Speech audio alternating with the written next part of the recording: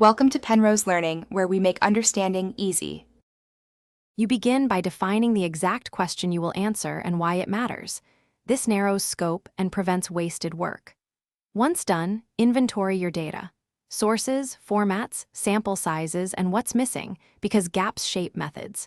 Make sure to set initial assumptions and select an analytical framework: descriptive, diagnostic, predictive, since that choice determines tools and validation steps. Start the first actionable step now.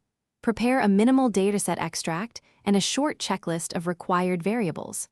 Now focus on cleaning and exploring the data so your results are trustworthy.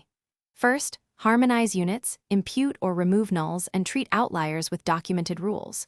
Then, run exploratory analysis, histograms, correlations, and quick visuals to reveal patterns and assumptions. Next, choose an appropriate model or analytic technique, fit it, and use cross-validation or holdouts to estimate performance. Make sure to log parameters, hyperparameters, and intermediate results so you can trace decisions and iterate efficiently. Close the loop by validating outcomes against holdout data and realistic benchmarks. This confirms the analysis meets success criteria. Then prepare a concise report with key visuals, assumptions, limitations, and recommended next actions so stakeholders can act.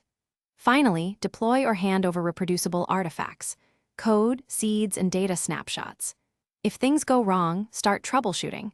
Check for data drift, label errors, or overfitting, and repeat cleaning, feature selection, or validation steps until metrics stabilize. Thanks for watching. If this was helpful, leave a like and consider subscribing. See you next time.